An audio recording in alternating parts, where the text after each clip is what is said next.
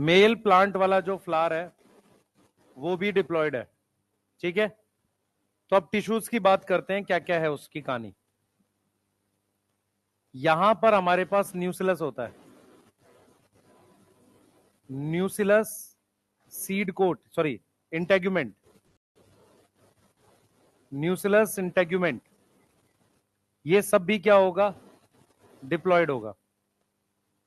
Embryo sac haploid होता है, yes.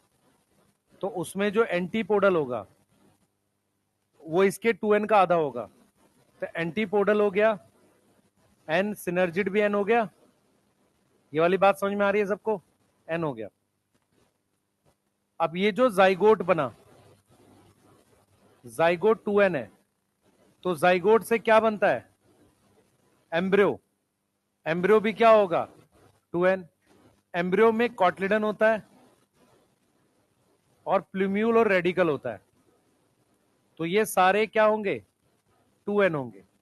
ये सारे क्या होंगे, 2n होंगे। अब यहां पर ये टेपेटम है, टेपेटम मेल प्लांट जैसा 2n होगा। एपिडर्मिस, एंडोथीशियम, ये सब क्या होंगी, डिप्लॉयड ही होंगी, यस। ये सब क्या होंगी, 2n होंगी।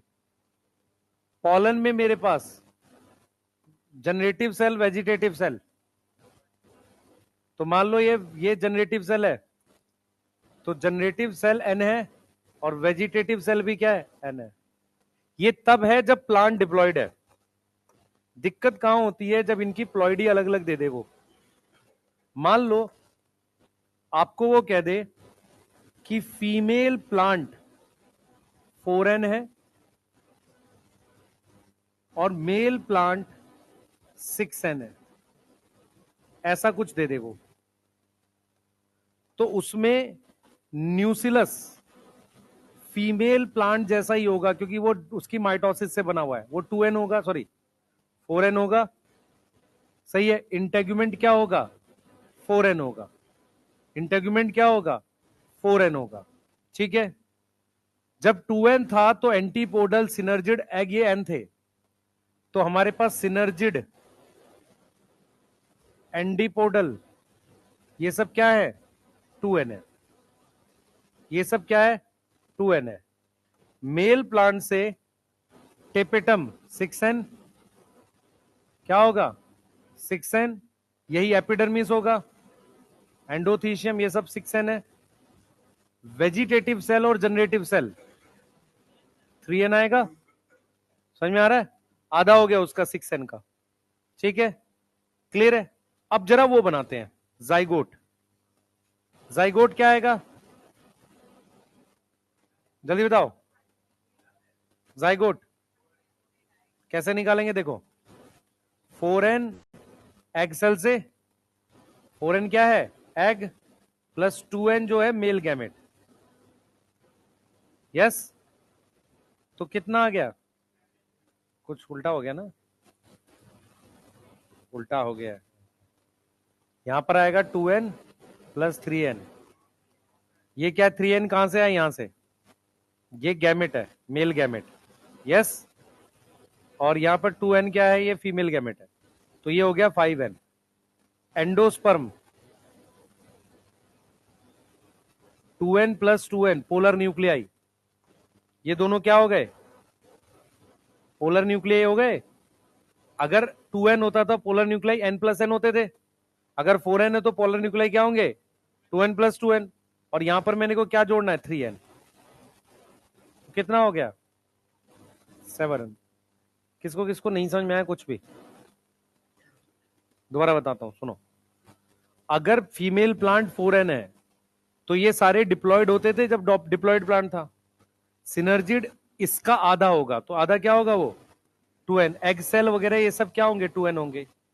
जाइगोट बनता है फीमेल गैमेट और मेल गैमेट लेके, तो 2n और 3n मिला के क्या आ गया, 5n आ गया। यही मेरे पास एम्ब्रियो होगा, यस। यही किसका होगा, एम्ब्रियो का होगा। एंडोस्पर्म क्या होगा, 2n plus 2n plus 3n, 7n हो गया। मान लो अगर मैंने यहां पर मेल प्लांट 4n दे दिया और फीमेल प्लांट 8n दे दिया, मुझे एम्ब्रियो और एंडोस्पर्म बताओ।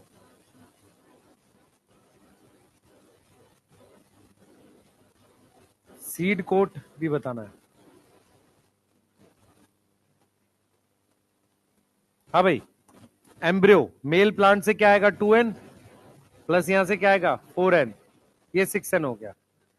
एंडोस्पर्म यहां से आएगा 4n प्लस 4n, दो 4n आएंगे यहां से प्लस 2n, 10n हो गया।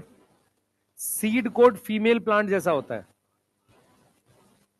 सीड कोट कैसा होगा इंटेग्यूमेंट जैसा, यस। तो सीड कोट क्या आ जाएगा 8n। यहां तक कोई डाउट है किसी को, पूछो। एंडोसम कैसे बनाते हैं, दो फीमेल गैमेट एक मेल गैमेट, इसका फीमेल गैमेट कैसा बनेगा 4n, दो फीमेल गैमेट मतलब 4n प्लस 4n, और मेल गैमेट इसका क्या आएगा 4n है ना ये, तो क्या आएगा 2n, तो 4n plus 4n plus 2n। यहां पे आ जा, मेल गैमेट क्या आएगा 3n, यहां पे 2n प्लस 3n। भाई फीमेल प्लांट से 2n प्लस 2n मिलेगा ना पोलर न्यूक्लियाई, तो 2n प्लस यहां से 3n, कितना हो गया 7n।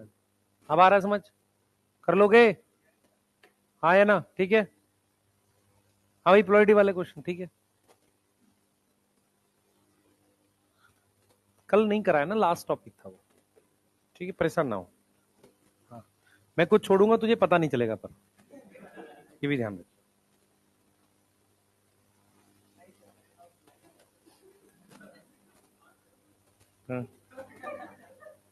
फॉलो नहीं करना, पढ़ना है।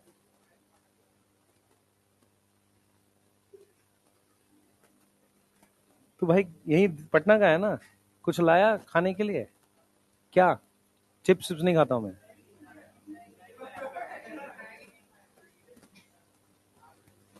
आलू भुजिया कौन खाता है सकरात वाले ने, है?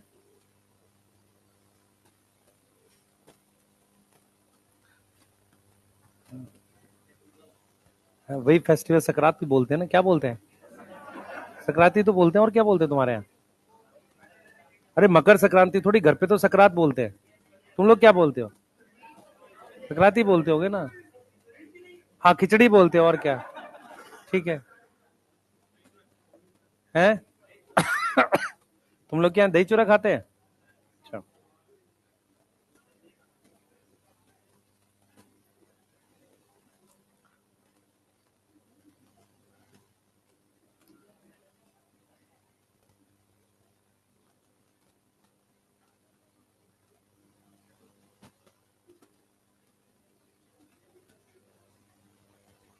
हो गया,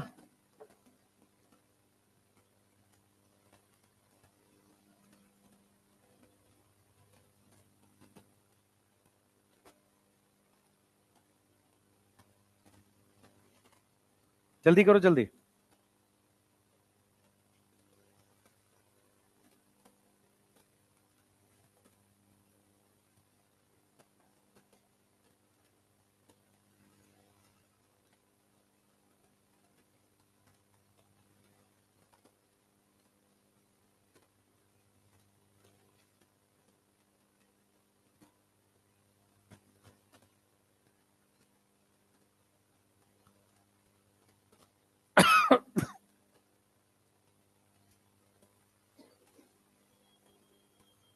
जल्दी करो बेटा, लिख लो।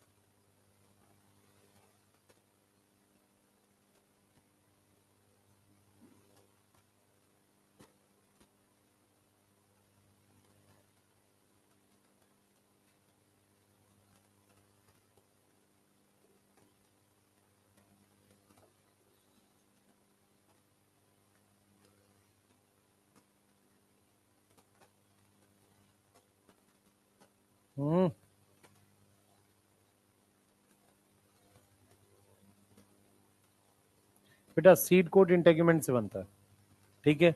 इंटेग्यूमेंट फीमेल प्लांट को बिलोंग करेगा, ओव्यूल उसी पे बना है ना, तो जो न्यूक्लियस होगा वही सीड कोट होगा, ठीक है, क्लियर। क्योंकि सीड कोट कैसे बनता है, इंटेग्यूमेंट से, ठीक है, क्लियर। जल्दी नेक्स्ट करेंगे बेटा,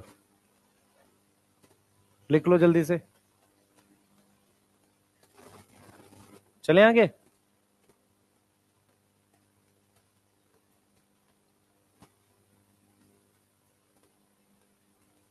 जल्दी करो, आज इसको खत्म करके जेनेटिक्स चालू करेंगे कल।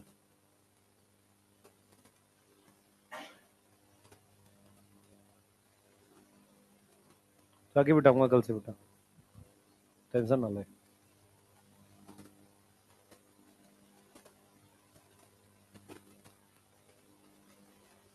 कोई बैच 3 का भी है यहाँ पे, तो बैच 3 में ऑर्गेनिक खत्म हो गई, बायोमोलिक्यूल भी पढ़ाया सर ने, बायोमोलिक्यूल पढ़ाया है, अच्छा।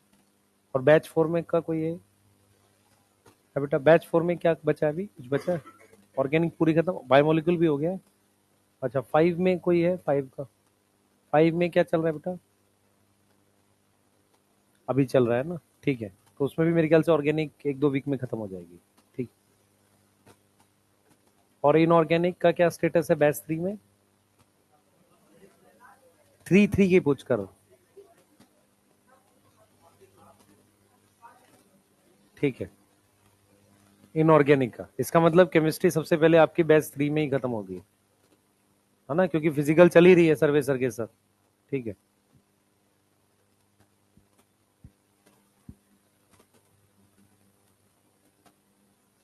और बैच 3 में बायो का क्या चल रहा है,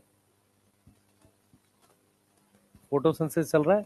11th में क्या क्या टॉपिक बचे हैं, फोटोसिंथेसिस, रेस्पिरेशन बचा है, और एनिमल किंगडम हो गया, बायोमोलिक्यूल बचा है, 3 बचे हैं।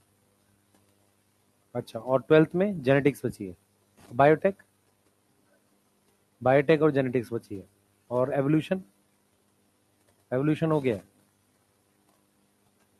नहीं हुआ, एवोल्यूशन भी नहीं हुआ। और वो क्या नाम है, human health and disease, human health and disease 3 में हुआ है, 4 में भी हो गया है? अच्छा, और 5 में बेटा फोटोसिंथेसिस चल रहा है, ठीक है, अभी तो नहीं है।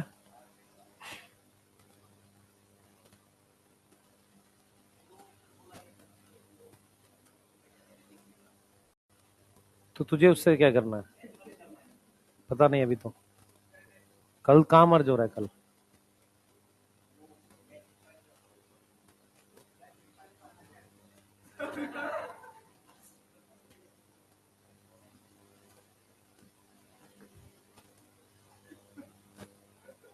मैं बस ये पता कर रहा हूँ कि आप चल रहा है बैचेस में अभी, है ना, ठीक है। बैच 1 का तो याद है मुझे यार, है, हाँ हाँ, मैं तो वेट कर रहा हूँ 1 साल, 1 साल कह रहा हूँ मैं, पिछले साल से इस साल तक वेट कर रहा हूँ, है ना। हाँ, तुम्हारे 2 ही लेक्चर रहते हैं हर बार जब मैं पूछता हूँ। हाँ हाँ, इस हफ्ते हो जाएगा, ठीक, पढ़ो। देखो सबसे पहले खत्म होगा सिलेबस एमडी सर का, ठीक है, फिर दूसरे नंबर पे सर्वेश सर का, हाँ सर्वेश सर का, मैं और भी बता रहा हूँ तुझे बेटा, देख समझ इस बात को, जितने क्वेश्चन करा रहे हैं उतने कर ले, उसके बाहर नहीं जाएगा एक भी, तेरे को सॉल्व करना आ गया ना वो क्वेश्चन तो हो जाएगा उतने। दिक्कत ये है कि क्या होता है, तुम लोग क्लास में जल्दी जल्दी से उसको सॉल्व करके और घर पे भी किया करो, नहीं तो क्या होगा, फिजिकल है ना, दिक्कत फंसेगा आपको, इसलिए कह रहा है बस, ठीक है। चलो आप चालू करते हैं, पोस्ट फर्टिलाइजेशन चेंजेस ये क्या होता है, हाँ भाई, पोस्ट फर्टिलाइजेशन चेंजेस क्या होता है, फर्टिलाइजेशन के बाद, ठीक है। तो फर्टिलाइजेशन के बाद हमारे पास कितने सेल बचे हैं एम्ब्रियो सैक में, सही, तो एम्ब्रियो सैक में हमारे पास टोटल कितने सेल बचे हैं? 2 सेल बचे हैं। 2 सेल रिमेन है आफ्टर फर्टिलाइजेशन। नाम बताओ उनके। 2 सेल रिमेन है in embryo sac after fertilisation.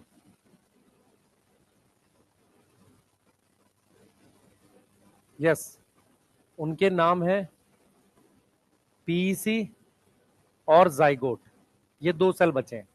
अब हमें क्या करना है? पोस्ट फर्टिलाइजेशन इवेंट सुनो ध्यान से, क्या क्या होता है। चेंजेस जो होते हैं, कौन कौन से चेंजेस होते हैं, ध्यान से समझेंगे।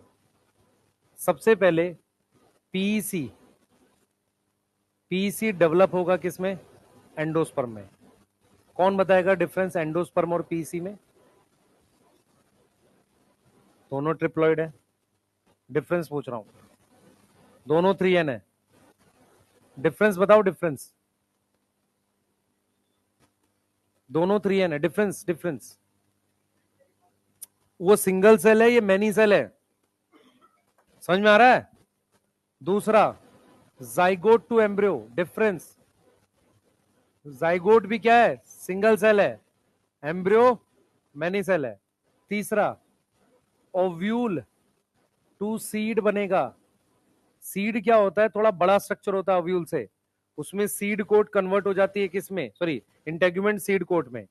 और फोर्थ, हमारे पास क्या होगी? फ्रूट डेवलपमेंट होगी। किससे? ओवरी से। Fruit development from ovary. कौन से 2 प्रोसेस एक साथ होंगे? ऊपर के दोनों, नीचे के दोनों, या कोई और? ये 2 प्रोसेस जो साथ में होते हैं। ये बात समझ में आ रही है? अगर आप ध्यान से देखो, एंडोस्पर्म डेवलपमेंट सबसे पहले होती है, उसके कुछ टाइम के बाद ये स्टार्ट होती है। सीड और फ्रूट डेवलपमेंट एक साथ होता है। समझ में आ रहा है? एक साथ प्रोसीड होता है, अकर टुगेदर। थोड़ा सा जल्दी करेंगे। क्लियर है? बोलो। ठीक है, नोट कर लीजिए। नोट कर लो बेटा, जल्दी।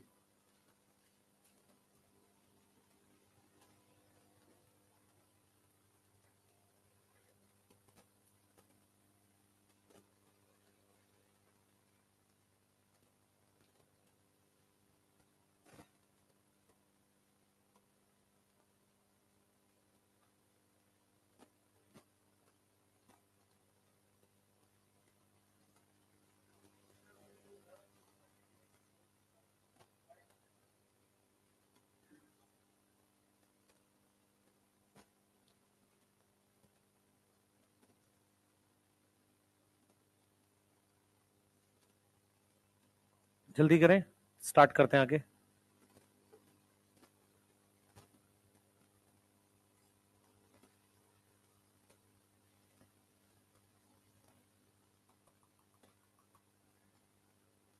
अब देखो यहां पर ये एस क्यों लिखा है? कौन बताएगा ये एस? ये एस क्यों लिखा है? तो ब्रैकेट में क्यों लिखा है फिर? हाँ, ब्रैकेट में इसलिए लिखा है, एक भी हो सकता है, एक से ज्यादा भी हो सकता है। जैसे सीड और सीड्स, दोनों बातें लिख रहा है वो। समझ में आ गया? मतलब ओव्यूल्स, मतलब एक से, जैसे कुछ ओवरी में एक से ज्यादा ओव्यूल होते हैं। समझ में आ रहा है? तो एक से ज्यादा सीड बनेंगे। तो एस लिखने का पर्पस क्या है यहां पर?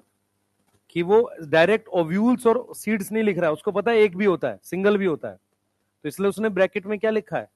एस लिखा है। जैसे मान लो मैं कॉटलिडन के ब्रैकेट में एस लिख दूं, इसका मतलब मोनोकोट में एक कॉटलिडन होता है और डाइकोट में 2 होता है। समझ में आ रहा है? तो एस लिखने का मतलब यहां पर ये है ब्रैकेट में। क्लियर है? समझ में आया नहीं आया? चलो जल्दी करो।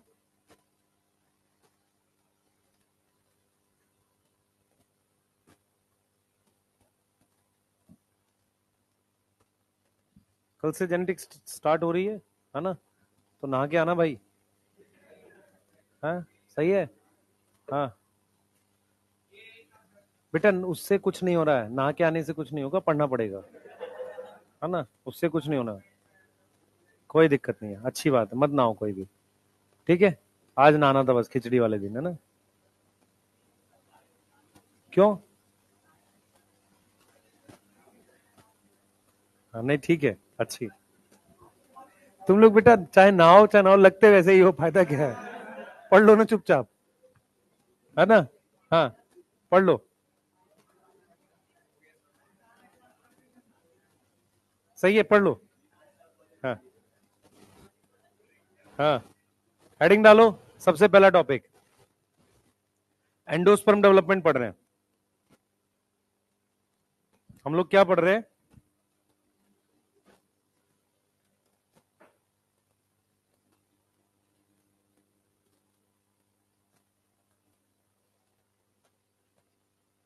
ठीक है, देखो, आ जाओ, स्टार्ट कर रहे हैं एंडोस्पर्म डेवलपमेंट। इधर आ जा बेटा, इधर आ जा, यहाँ, यहाँ पे इसके पास बैठ जा। ये अच्छा बच्चा है, पढ़ाई नहीं करता बस, है ना? वैसे ठीक है ना? पढ़ाई ना करो, बाकी ठीक है, बाकी अच्छा बच्चा है, कोई दिक्कत नहीं। चलो, कुछ लाइनें बोल रहा हूं, ध्यान से सुनना तो आपको समझ में आएगा। पहले सुनना ध्यान से। हमारे पास दो सेल प्रेजेंट होते हैं। एनसीईआरटी क्या बोलती है? एनसीईआरटी कहती है कि endosperm development, endosperm development preceded, preceded का मतलब होता है पहले, प्रीसीड का मतलब होता है पहले, प्रीसीड एम्ब्रियो डेवलपमेंट। मतलब क्या हुआ कि थोड़ा बहुत एंडोस्पर्म बन जाएगा, वो खाना देगा किसको? एम्ब्रियो को। मतलब हम ये कहना चाह रहे हैं कि जैसे मान लो आपके पास ये सेल है, यहां पर आपके पास ये जाइगोट है, दिस इज जाइगोट, और ये वाला सेल जो है इसका क्या नाम है? पीसी। क्या नाम है? पीसी। ये एंडोस्पर्म बना देता है इसकी डिवीजन स्टार्ट होने से पहले। तो अगर आपसे कोई पूछे कि जाइगोट की डिवीजन कब होती है, zygote start to divide, start to divide कब करेगा? हाँ, जाइगोट स्टार्ट टू डिवाइड कब? जब, हाँ, जब थोड़ा बहुत स्मॉल अमाउंट ऑफ एंडोस्पर्म बन जाएगा, स्मॉल अमाउंट ऑफ एंडोस्पर्म क्या होगा? फॉर्म होगा। क्या मेरी बात समझ में आ रही है? थोड़ा बहुत एंडोस्पर्म बन जाएगा, या सम अमाउंट ऑफ, स्मॉल ना लिख के सम अमाउंट ऑफ एंडोस्पर्म लिखते हैं। ठीक है, तो जाइगोट तभी डिवाइड करना चालू करता है। अब इधर देखेंगे सारे बच्चे, ये पीसी है, ये कैसा सेल है? 3N। कितना है? ये सिंगल सेल है। यस, ये क्या है? सिंगल सेल है। ये क्या है? जाइगोट। जाइगोट कैसा है? डिप्लॉयड है। जाइगोट कैसा है? डिप्लॉयड है। अब इधर देखिए सारे बच्चे, हमारे पास हमने क्या किया है? माइटोसिस करी है पीसी में। हमने क्या किया है? माइटोसिस करी है किसमें? प्राइमरी एंडोस्पर्म सेल में माइटोसिस करी है। ये हमारे पास फ्री न्यूक्लियर डिवीजन है। क्या है? Free nuclear division.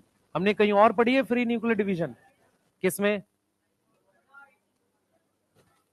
मेगास्पोर में। मेगास्पोर नहीं, नहीं, मेगास्पोर में फ्री न्यूक्लियर डिवीजन होती है एम्ब्रियो सैक बनाते वक्त, वहां पढ़ी थी ना? यस। तो हमारे पास, हाँ, हमारे पास ये खूब सारे क्या बन गए? न्यूक्लियस। ये क्या हो गए? न्यूक्लियस। तो ये क्या हो गए? ट्रिप्लॉइड न्यूक्लियाई फॉर्म हो गए। मैनी ट्रिप्लॉइड न्यूक्लियाई, बहुत सारे ट्रिप्लॉइड न्यूक्लियाई बन गए। ये यहां पर क्या है हमारे पास? ये जाइगोट है। अब सुनो ध्यान से, एनसीईआरटी क्या लिखती है कि नंबर ऑफ न्यूक्लियस वेरिएबल होते हैं, ऐसा फिक्स नहीं होता। नंबर ऑफ न्यूक्लियस क्या होते हैं? न्यूक्लियाई वेरिएबल होते हैं। वेरिएबल का मतलब है ऐसा फिक्स नहीं होता कि 40 बनेंगे उसके बाद साइटोकाइनेसिस होगी। अब इसके बाद हमारे पास क्या होती है? साइटोकाइनेसिस होती है। अब क्या होती है यहां पर? साइटोकाइनेसिस होती है। तो जब साइटोकाइनेसिस होती है, देखो कैसे होती है, ठीक है? साइटोकाइनेसिस होती है, इधर ध्यान देंगे, तो ये मेरे पास जाइगोट है। साइटोकाइनेसिस को एक और नाम दे रहे हैं साइटोकाइनेसिस, या इसको एक और नाम दे रहे हैं और सेलुलराइजेशन। क्या बोल रहे हैं? सेलुलराइजेशन। यस, वो होगी। ठीक है, तो मेरे पास काफी सारे क्या बन गए? सेल्स बन गए। ये सारे क्या बन गए? ये सेल्स बन गए, जितने भी न्यूक्लियस थे उसमें ऐसे दीवार बननी चालू हो जाती है, और ये प्रोसेस चलता रहता है, ऐसा नहीं कि अभी भी कुछ न्यूक्लियस बचे रहते हैं, पर साइटोकाइनेसिस हो जाती है। अब इस वाले को हम क्या बोलते हैं? इस वाले को बोलते हैं सेलुलर एंडोस्पर्म। क्या बोल रहे हैं? सेलुलर एंडोस्पर्म बोल रहे हैं। तो इस वाले को हम क्या बोलते हैं? Free nuclear endosperm. ये स्टेजेस होती हैं। ये क्या होती हैं बेटा? स्टेजेस होती हैं। यहां तक समझ में आ रहा है? क्लियर है? अब फ्री न्यूक्लियर एंडोस्पर्म का एग्जाम्पल कोकोनट वाटर है। जो नारियल के अंदर पानी होता है उसे कह रहे हैं कोकोनट वाटर, है ना? सेलुलर एंडोस्पर्म का मतलब है व्हाइट, सफेद खाने वाला part, white edible part. Yes, clear है? अब सुनो, ये हमने एंडोस्पर्म डेवलपमेंट पढ़ ली। आपकी एनसीईआरटी क्या बोलती है, ध्यान सुनना। एंडोस्पर्म का काम होता है एम्ब्रियो को खाना देना। एम्ब्रियो को खाना देते वक्त अगर एंडोस्पर्म पूरी तरीके से खर्च हो जाए तो सीड के अंदर एंडोस्पर्म नहीं आता। समझ में आ रहा है? तो जो एंडोस्पर्म का रोल क्या है, रोल ऑफ एंडोस्पर्म क्या है बेटा? रोल ऑफ एंडोस्पर्म है किसको न्यूट्रिशन देना है? Provide nutrition to developing embryo. Yes, nutrition to developing embryo. तो डेवलपिंग एम्ब्रियो को खाना देने का काम किसका है? एंडोस्पर्म का है। समझ में आ रहा है? किसका है? एंडोस्पर्म का। अब हमारे पास क्या होता है? सीड जो होते हैं वो हमारे पास दो तरह के हैं। एक है एंडोस्पर्मस। इस एंडोस्पर्मस को एक और नाम लिखते हैं एल्ब्यूमिनस। क्या लिखते हैं? एल्ब्यूमिनस। अब एंडोस्पर्मस क्या होता है, ध्यान से सुनेंगे। ये वो होता है, ध्यान सुनेंगे, जिसमें हमारे पास क्या प्रेजेंट होता है? एंडोस्पर्म प्रेजेंट होता है। ठीक है? इसका मतलब ये हुआ कि सारा का सारा एंडोस्पर्म कंज्यूम नहीं हुआ। All endosperm not get consume. सारा का सारा एंडोस्पर्म कंज्यूम नहीं हुआ। सही है? कब? During embryo development. जब क्या डेवलप हो रहा था? एम्ब्रियो डेवलपमेंट हो रही थी। तो इसका मतलब एंडोस्पर्म बच जाएगा उस सीड में। सही है? इसका एग्जाम्पल हमारे पास है, आप देखें ध्यान से। सबसे पहले तो कोकोनट, सबसे पहले कोकोनट, उसके बाद गेहूं की फैमिली वाले, वीट, फिर बार्ले, मेज, यस, राइस, पैडी, ये हो गए। उसके अलावा कैस्टर, पर कैस्टर डाइकॉट है। कैस्टर क्या है? डाइकॉट है। क्लियर है? बाकी के ये सारे क्या हैं? मोनोकोट्स हैं। ये सारे, इवन कोकोनट भी मोनोकोट होता है। ठीक है? अब जिनमें सीड में एंडोस्पर्म नहीं होता उसे क्या बोलते हैं? Non endosperms. नॉन एंडोस्पर्मस के लिए एक और वर्ड है एक्स एल्ब्यूमिनस। क्या वर्ड है? X albuminous. एक्स का मतलब पहले था, अब नहीं है यहां पे। ठीक है? तो हाँ, अब यहां पर कह रहा है कि सारा का सारा एंडोस्पर्म कंज्यूम हो गया। All endosperm get consume. All endosperm get consume. सारा का सारा कंज्यूम हो गया। Yes. Example, example, most dicot. Most dicot जिसमें आपने किसके? फेबेसी के एग्जाम्पल याद करने इस चैप्टर में।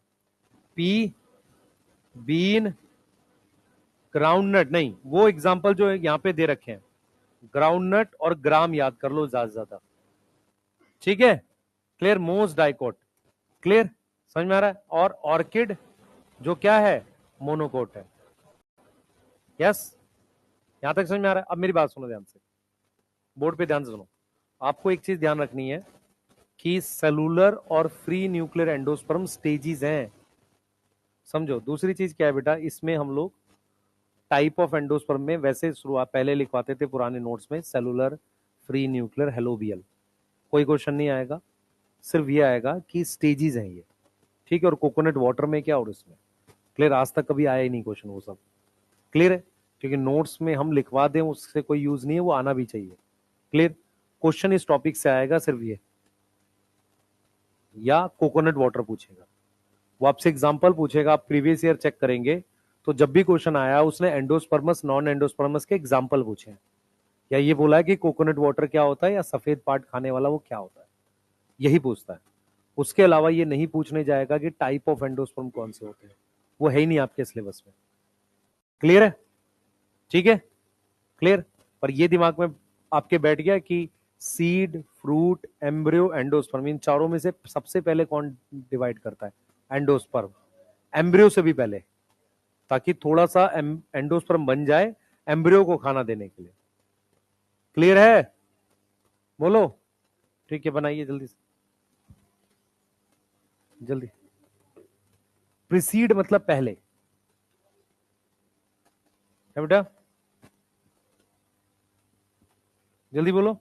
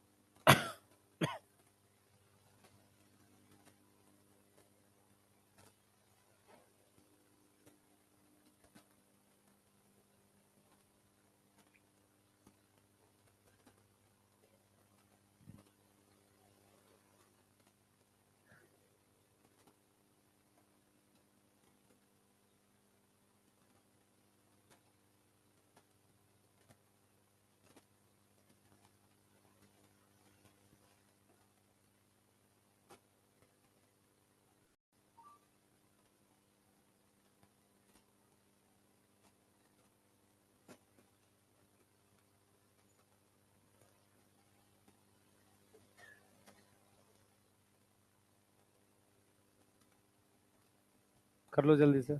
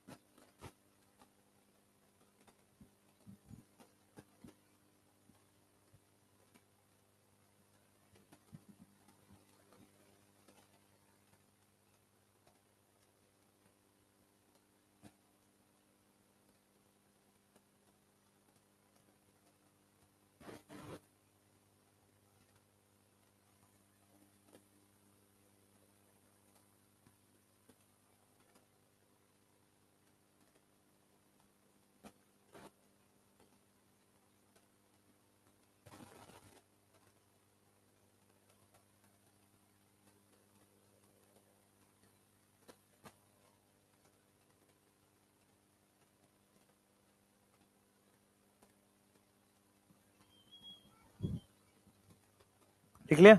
चले आगे। किसी ने लिखा नहीं? किसी ने भी नहीं लिखा अभी तक? जिसने लिख लिया एनसीईआरटी पढ़ो भाई, खाली मत बैठा करो। हाँ, एनसीईआरटी कह रही है the number of nuclei is varied highly. Variable मतलब 40 भी बन सकते हैं, 400 भी बन सकते हैं। एक टाइम के बाद फिर साइटोकाइनेसिस स्टार्ट होती है। ठीक है, कोई नंबर फिक्स नहीं है, मतलब काफी ज्यादा न्यूक्लियाई बनने के बाद। यस, यस, साइटोकाइनेसिस होने के बाद सेलुलर बोलते हैं, उससे पहले फ्री न्यूक्लियर है। एक बार क्लियर एनसीईआरटी पढ़ेंगे। अभी असाइनमेंट तो नहीं बनाया कोई किसी ने? इसका बना लिया? पूरा नहीं बनाया अभी? ठीक है, अच्छी बात है। तो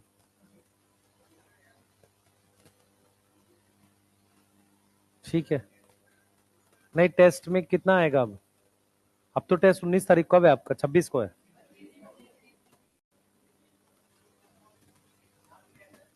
रात में क्यों है?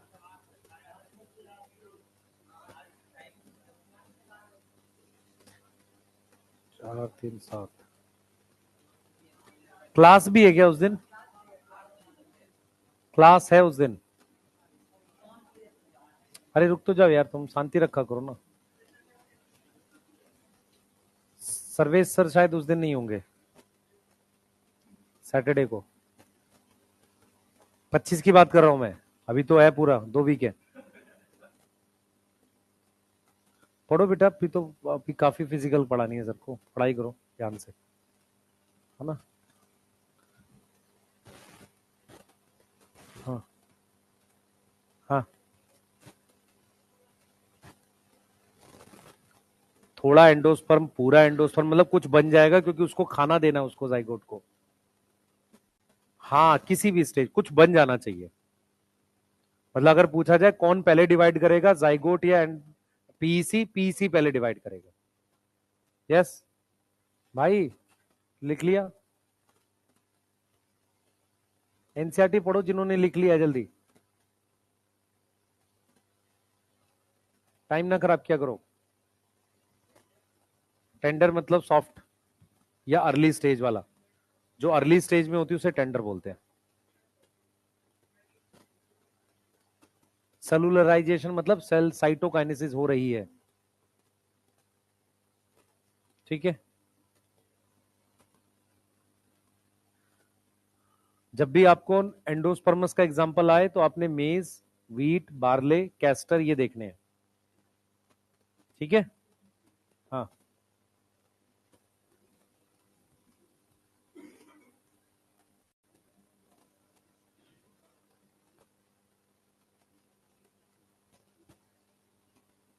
यही तो बोल रहे हैं कि एंडोस्पर्म का काम है खर्च हो जाना। हो सकता है क्या है, all endosperm not get consume during embryo development. तो मेच्योर सीड में एंडोस्पर्म रहेगा। एंडोस्पर्म का क्या काम है? एम्ब्रियो को खाना देना। और अगर वो खाना नहीं दे पाया सारा, तो मेच्योर सीड में बच जाएगा ना, वही लिख रहा है। समझ में आया? हाँ बेटा, Solanaceae non endosperms, sorry endosperms है, एक्सेप्शन है। सोलेनेसी और कैस्टर आपका एक्सेप्शन है डाइकोट की। याद आया? ठीक है, चले आगे, जल्दी करो, जल्दी जल्दी। और जिन्होंने लिखा उसके बाद एनसीईआरटी पढ़ेंगे।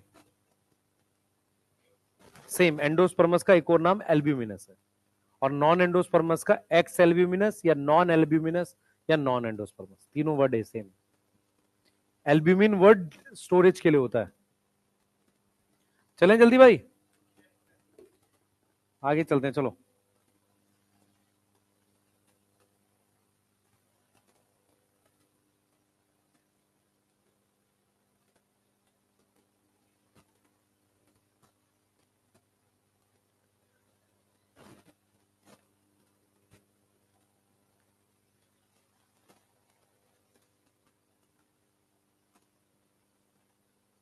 चलिए आगे चलेंगे।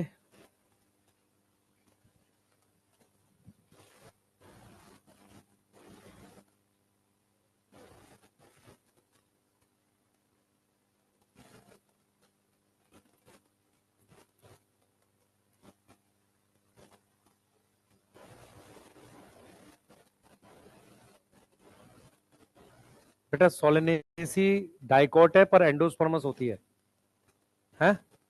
लिखना चाहे लिख ले, पर तूने मॉर्फो में लिखा होगा। हाँ, यहाँ ज्यादा बल्कि करने का कोई फायदा नहीं है।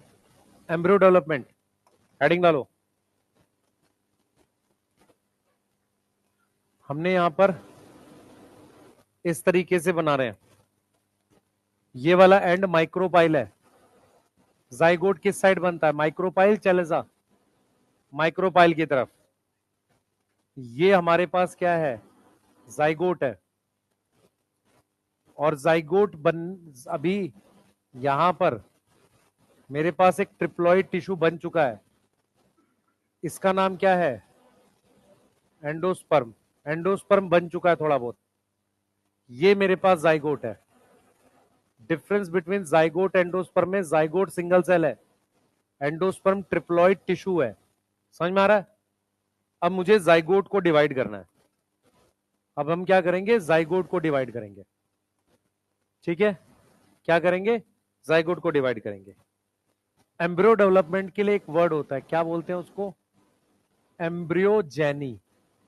क्या बोलते हैं, एम्ब्रियोजेनी बोलते हैं। ठीक है, अब देखें इधर सब बच्चे, हम क्या कर रहे हैं, जाइगोट को डिवाइड कर रहे हैं ऐसे। ये हमारे पास जाइगोट है, इसको डिवाइड कर रहे हैं। जब हम जाइगोट को डिवाइड करते हैं तो हमारे पास एक बड़ा सेल बनता है और एक छोटा सेल बनता है। सबसे पहले अनइक्वल टाइप की डिवीजन होती है। इस बड़े सेल को हम नाम देते हैं सस्पेंसर सेल। क्या नाम देते हैं, सस्पेंसर सेल। इसको नाम देते हैं एम्ब्रियो सेल। ये एम्ब्रियो बनाएगा आगे। ठीक, क्लियर। अब आप समझो ध्यान से, मेरे पास कोई सेल है, अगर मैं ऐसे डिवाइड करता हूं तो दो अलग अलग लेयर बनती है, एक ऊपर एक नीचे। और अगर मैं ऐसे डिवाइड करता हूं तो सेल के नंबर बढ़ते हैं ऐसे उसी लेयर में। मान लो ये लेयर है सेल की, ऐसे डिवाइड करूंगा, मान लो ये लेयर है सेल की, तो अगर मैं ऐसे ऐसे डिवाइड करूंगा तो सेल के नंबर डबल हो गए उसी लेयर में। और अगर मैं ऐसे डिवाइड करूंगा तो ऊपर और नीचे दो लेयर हो गई। इस वाली डिवीजन को कहते हैं पेरिक्लिनल। ये क्या बोलते हैं, पेरिक्लिनल। तो सस्पेंसर सेल पेरिक्लिनल डिवाइड करता है। इसका कोई क्वेश्चन नहीं आएगा कैसे डिवाइड करता है, बस समझाने के लिए बताया। तो मेरे पास ऐसे काफी सारे सेल बन जाते हैं सस्पेंसर से। सस्पेंसर सेल डिवाइड करता है ऐसे, काफी सारे सेल बन गए। ये हमारे पास एम्ब्रियो है, एम्ब्रियो सेल है। तो इस स्ट्रक्चर को हम नाम दे देते हैं सस्पेंसर। अगर ये सस्पेंसर आप ध्यान से देखेंगे, ये किस साइड बन रहा है, यहां कहीं बन रहा होगा, यहां पे। और ये इसको धक्का देगा एम्ब्रियो सेल को इसकी तरफ कि खाना ले इससे। समझ में आ रहा है? तो सस्पेंसर का काम है ये पुश करता है इस सेल को, यहां से एम्ब्रियो बनना है कि वो उससे खाना ले। अब हम क्या करते हैं बेटा, अब हम क्या करते हैं, हमारे पास ये सस्पेंसर सेल है। ठीक है, ये सस्पेंसर बन गया स्ट्रक्चर। अब ये एम्ब्रियो सेल डिवाइड करता है। एम्ब्रियो सेल ने डिवाइड करके मान लो ऐसे 4 सेल बना लिए, 8 सेल बना लिए, कुछ भी। इस स्टेज को हम नाम देते हैं प्रो एम्ब्रियो। क्या नाम देंगे, प्रो एम्ब्रियो का नाम देंगे। समझ में आ रहा है? क्या नाम दे रहे हैं उसको, प्रो एम्ब्रियो। सही है। प्रो एम्ब्रियो का मतलब है कि अभी एम्ब्रियो जस्ट बनना स्टार्ट हुआ है थोड़ा सा। अब इसके बाद इसमें और डिवीजन होती है। ये हमारे पास सस्पेंशन है ये रहा, और यहां पर इस तरीके का बन जाता है एक स्ट्रक्चर ऐसा। इसको हम कहते हैं ग्लोबुलर एम्ब्रियो। क्या है, ग्लोबुलर एम्ब्रियो। यहां तक बात समझ में आ रही है? इसको हमने ग्लोबुलर एम्ब्रियो बोला। अब यहां से हमारे पास जो एम्ब्रियो बनता है वो इस तरीके का ऐसा, इसमें काफी सारे सेल्स हैं। ठीक है, काफी सारे सेल्स हैं। इसको हमने नाम दिया है हार्ट शेप एम्ब्रियो। तो अगर आपको क्या ध्यान रखना है, आपको सीक्वेंस याद करना है कि किसके बाद कौन सी शेप आएगी। ये कौन सा शेप है, हार्ट शेप एम्ब्रियो। उसके बाद फाइनली यहां से और यहां से ग्रोथ होके कॉटलिडन में कन्वर्ट हो जाता है। तो मेरे पास फाइनली इस तरीके का स्ट्रक्चर बनेगा जिसको हम क्या बोलते हैं बेटा, मैच्योर एम्ब्रियो बोलते हैं। जिसको हम क्या बोलते हैं, मैच्योर एम्ब्रियो बोलते हैं। क्या यहां तक समझ में आ रहा है? अब सवाल ये है कि इसके अलावा आपने कभी कई नोट्स लिखे, मैंने भी पहले थोड़ा बहुत एक्स्ट्रा लिखवा दिया होगा। एक्स्ट्रा पढ़ना है नहीं पढ़ना, आपको सिर्फ सीक्वेंस पता होना चाहिए। Pro embryo, globular, heart shape, mature embryo. 2 question आएंगे इससे अगर आ सकते हैं। पहला कि मोनोकोट और डाइकोट में कोई डिफरेंस है। इनिशियल स्टेज दोनों में सेम होती है। Initial stage of embryo development, initial stage of embryo development क्या होती है, सिमिलर है किस में? इन मोनोकोट एंड डाइकोट में। मोनोकोट और डाइकोट में initial stage of embryo development क्या है? सेम है। क्या यहां तक समझ में आ रही है? बोलो, क्या यहां तक समझ में आ रही है? Initial stage of embryo development monocot dicot में भी ग्लोबुलर एम्ब्रियो तक सेम है। उसके बाद यहां से ये दोनों कॉटलिडन ग्रो करना चालू कर जाते हैं, और मोनोकोट होगा तो सिर्फ एक कॉटलिडन बनेगा। मेरी बात समझ में आ रही है? तो इनिशियल स्टेज सेम होती है किसकी? मोनोकोट और डाइकोट की। ये चीज समझ में आ रहा है? लेकिन क्या होता है बेटा, लेकिन क्या होता है कि हमारे पास फाइनल क्या होगा कि मोनोकोट में हमारे पास कितने एम्ब्रियो बनते हैं? सॉरी, सिंगल कॉटलिडन बनता है, यस। और डाइकोट में क्या बनता है? दो कॉटलिडन बनता है। डाइकोट में क्या बनता है? दो कॉटलिडन बनता है, यस और नो? अब यहां पर मैं कुछ पॉइंट्स लिखूंगा, उसको समझना। देखो, अगर आप ये पॉइंट समझ पाओ, नोट्स हैं ये, नोट में आ रहा है। पॉइंट ये है कि हमारे पास कौन किसको न्यूट्रिशन देता है, आपको ये क्लियर होना चाहिए बिल्कुल दिमाग में। अगर मैं आपसे कह रहा हूं कि न्यूट्रिशन एम्ब्रियो सैक डेवलपमेंट में कौन देता है, देखो, nutrition for embryo sac development, embryo sac बनाने के लिए न्यूट्रिशन कौन देता है? कौन देगा? न्यूसिलस। कौन देता है? न्यूसिलस देता है, यस। ठीक है। उसके बाद जाइगोट टू एम्ब्रियो फॉर्मेशन के लिए, डेवलपमेंट के लिए न्यूट्रिशन कौन देगा? एंडोस्पर्म देगा। कौन देगा? एंडोस्पर्म देगा, यस। और एम्ब्रियो टू छोटा प्लांट या एम्ब्रियो टू प्लांट बनाने तक का, स्मॉल प्लांट बनाने तक का न्यूट्रिशन मेनली कौन देता है? Cotyledon. Mainly by cotyledon, yes. लेकिन अगर सीड एंडोस्पर्मस है, सीड क्या है? एंडोस्पर्मस है, फिर एंडोस्पर्म देगा, देन एंडोस्पर्म गिव फूड। क्या यहां तक ये तीनों पॉइंट समझ में आए हैं? बोलो। बनता है, छोटा होता है। इधर देख, ये चावल है, ये इसका कॉर्नर कटर रहता है, ये इसका एंडोस्पर्म है। तो सीड डेवलपमेंट के लिए खाना यही देता है। एंडोस्पर्म के बाहर एक लेयर होती है प्रोटीन की, एलिरॉन लेयर, ठीक है, जिसके बाद वो ब्राउन राइस रहता है। उसके बाद यहां एम्ब्रियो होता है। अगर मैं यहां एम्ब्रियो लिख रहा हूं तो एम्ब्रियो के दो पार्ट होते हैं। एक होता है एम्ब्रियोनल एक्सिस, यस, और दूसरा क्या होता है? कॉटलिडन। तो मैं ये नहीं कह रहा हूं कि कॉटलिडन बनेगा नहीं, बनेगा, पर रिड्यूस होगा। खाना कौन देगा? एंडोस्पर्मस। समझ में आ रहा है ये बात? अरे ये बात समझ में आई नहीं आई? तो खाना हमारे पास एंडोस्पर्म डेवलपमेंट में कब मिलता है? मेरी बात समझो, क्या मैं क्या बोल रहा हूं? प्लांट बनाने के लिए खाना कॉटलिडन की जिम्मेदारी है, पर अगर कॉटलिडन डेवलप ही नहीं हुआ ठीक से तो फिर एंडोस्पर्म देगा। समझ में आ रहा है? नहीं तो नॉर्मली रिस्पॉन्सिबिलिटी किसकी है? कॉटलिडन की। चने का सीड देखा है? चने में वो कॉटलिडन होते हैं, वो जो दो पार्ट होते हैं वो कॉटलिडन होते हैं, क्लियर है? मूंगफली में ग्राउंड नट फेबेसी है, क्या होगा? कॉटलिडन है। क्लियर? फर्क क्या है? चने में उस कॉटलिडन में प्रोटीन ज्यादा स्टोर है, ग्राउंड नट में ऑयल ज्यादा स्टोर है। समझ में आ रहा है नहीं आ रहा? गेहूं चावल में स्टार्च कहां स्टोर है? एंडोस्पर्म में, ठीक है। तो जब गेहूं जर्मिनेट करेगा तो खाना कौन देगा? एंडोस्पर्म। वैसे रिस्पॉन्सिबिलिटी किसकी रहती है? कॉटलिडन की। याद रहेगा? तो अगर आपको एम्ब्रियो सैक बनाना है तो खाना किसने दिया? न्यूसिलस ने। एम्ब्रियो बनाना है, एंडोस्पर्म ने। प्लांट बनाना है, कॉटलिडन ने। बेटा मोनोकोट में एक ही कॉटलिडन बनता है, यहां कितने बने? ये दो बने। ये क्या है? ये कॉटलिडन है बेटा। ये कॉटलिडन क्या होता है? इसमें खाना होता है। तो डाइकोट में कितने बनते हैं? दो। मोनोकोट में एक।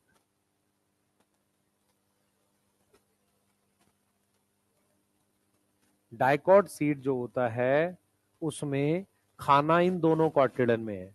मोनोकोट में एक सिंगल कॉटलिडन तो बन गया, उसमें उतना खाना नहीं है। खाना एंडोस्पर्म के पास ही रह जाता है। ठीक है, इसको पुश करता है इसमें, एंडोस्पर्म से बस उतना ही है। क्या चीज?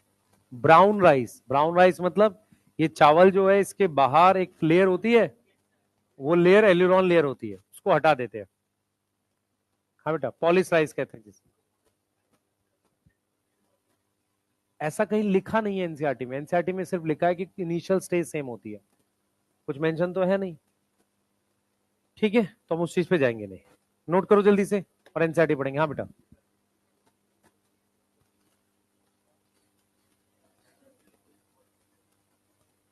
नहीं नहीं, यहाँ पे एम्ब्रियोनल एक्सिस है ये दोनों कॉटिलिडन हो गए, यहाँ एम्ब्रियोनल एक्सिस है, यहाँ वो डिवाइड वो सेल्स है जिन्हें हम प्लूम्यूल रेडिकल कहते हैं। तो ये दोनों क्या हो गए? कॉटिलिडन हो गए यहाँ पे। यस, और ये क्या हो गया? एम्ब्रियो एक्सिस हो गया, एम्ब्रियोनल एक्सिस। तो अगर वो पूछेगा कि मैच्योर एम्ब्रियो में सिर्फ कॉटिलिडन होता है, नहीं। क्लियर है? मैच्योर एम्ब्रियो में दो चीजें होती हैं, क्या? कॉटिलिडन और एम्ब्रियोनल एक्सिस। यस, और पूछो। तभी तो एंडोस्पर्म खाना दे रहा है उसको, खाना तभी तो उसके लिए इंतजाम किया है।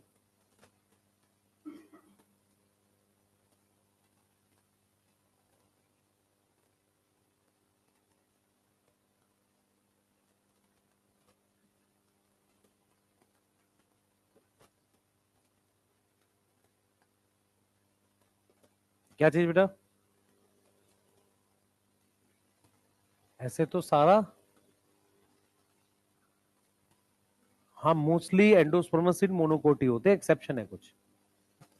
जैसे मान ले मैं कहता हूँ कैस्टर, तो कैस्टर का कॉटिलिडन वेल डेवलप नहीं होगा, इसलिए खाना उसमें एंडोस्पर्म में है। हाँ, सोलेनेसी में ही।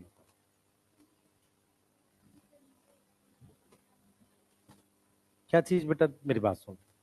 जब एम्ब्रियो सैक डेवलप हो रहा था, सुन, एम्ब्रियो टू प्लांट बनने के लिए फूड कहां से आता है?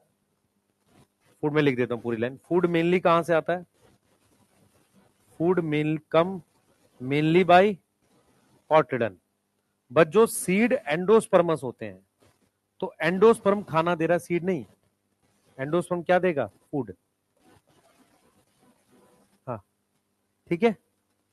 हाँ हाँ, ट्रिप्लॉइड एंडोस्पर्म। एंडोस्पर्म ट्रियन है ना, पीईसी से बना है। यस, ठीक है, जल्दी लिखो।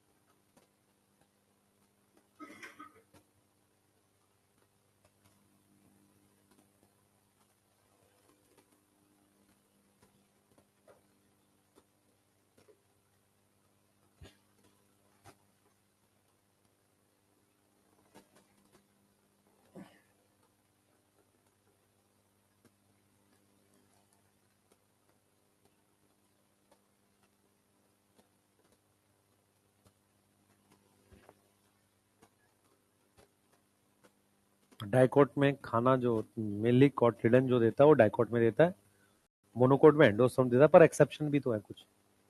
हाँ, पर दिमाग में क्या रखना है कि प्लांट बनने के लिए खाना देने की जिम्मेदारी थी कॉटिलिडन की।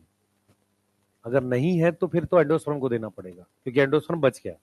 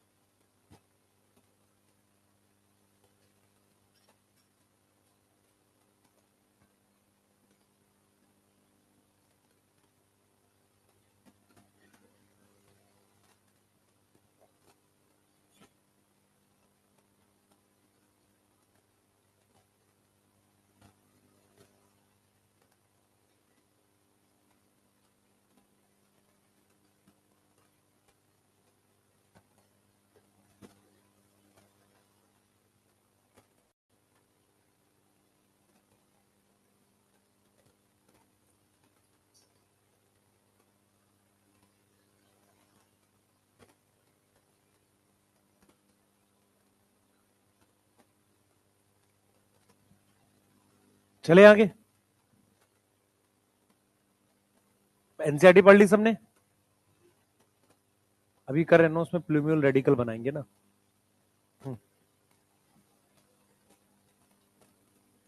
प्रोटीन का होता, नहीं हटाना चाहिए पर प्रोटीन का होता है वो, उससे वो चावल खराब हो जाता है, स्टोर नहीं कर सकते। प्रोटीन की हमारे पास ये लेयर है, इसको क्या बोल रहे हैं? एलिरॉन लेयर है बेटा, टेस्ट की वजह से हटाते हैं, हटाना नहीं चाहिए। हाँ, पहले भी आता था, गांव में होता था पहले, अब गांव वाली चीज को हम लोग बेच रहे हैं बाहर। है उसके बाहर वो एलिरॉन लेयर रहने देते हैं, उसको ब्राउन राइस कहते हैं।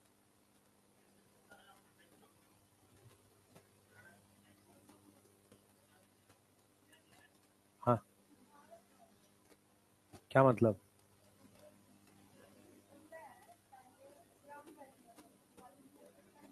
हाँ,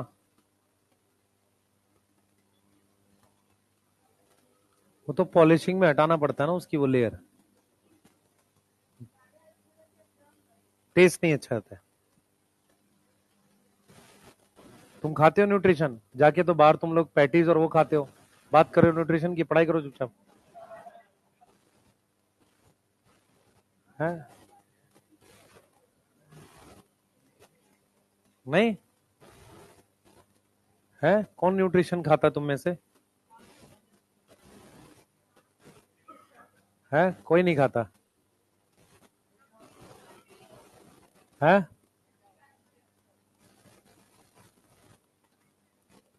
सब्जी में कहाँ न्यूट्रिशन होता है? तुम लोग सब्जी कहाँ खाते हो बेटा?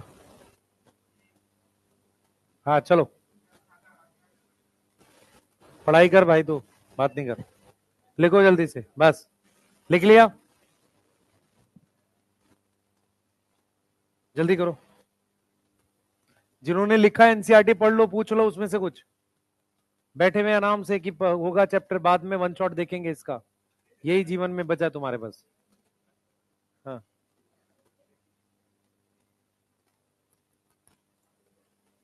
है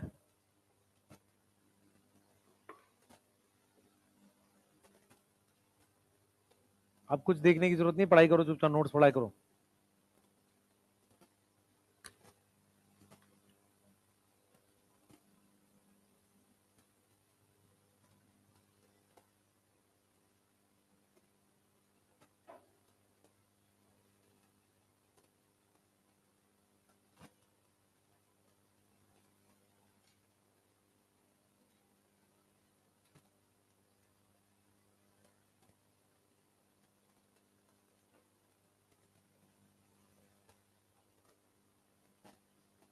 चलें?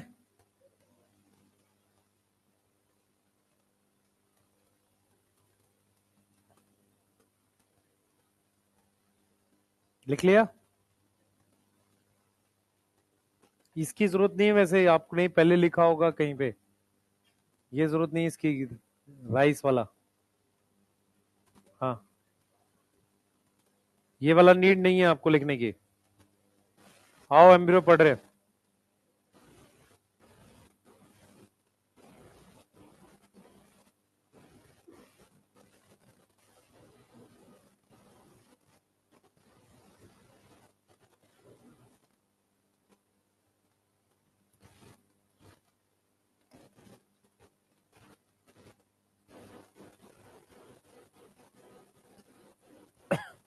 हेडिंग डालो, एम्ब्रियो पढ़ रहे हैं जल्दी से, जो लिख लिया करे प्लीज एनसीईआरटी पढ़ा करो। हाँ, सबसे पहले हम लोग डाइकोट एम्ब्रियो पढ़ेंगे, उसको कंपेयर भी करेंगे साथ के साथ मोनोकोट से। जो चीजें बता रहा हूं ध्यान से देखते हुए चलना। सबसे पहले हम डाइकोट एम्ब्रियो की बात कर रहे हैं, बोर्ड पे देखो सारे। हमारे पास ये डाइकोट एम्ब्रियो का स्ट्रक्चर है ऐसे, इस तरीके से हम कुछ बना रहे हैं यहां पे, बोर्ड पे ध्यान रखेंगे सारे। हमने यहां से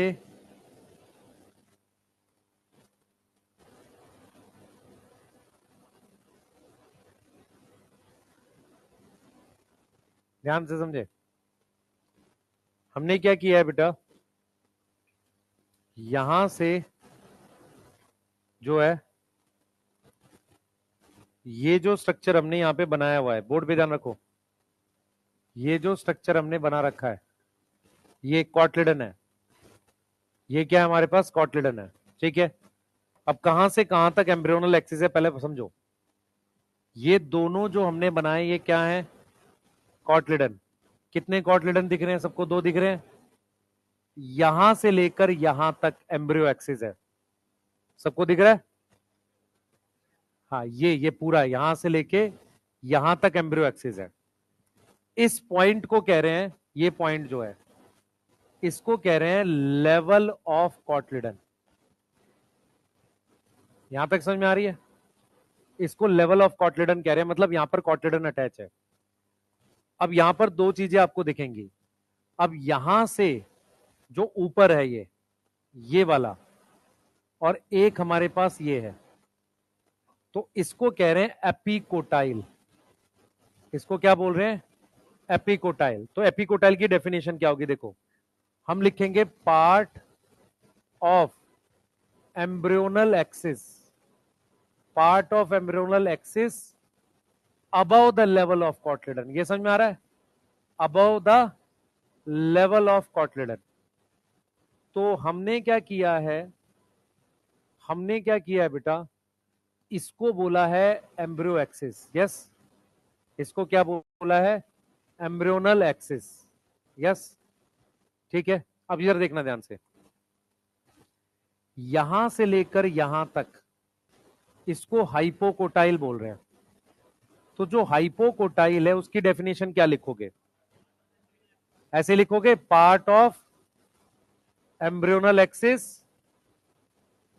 below the level of cotyledon, below the level of cotyledon, below the level of cotyledon, उसको हम क्या बोल रहे हैं, हाइपोकोटाइल।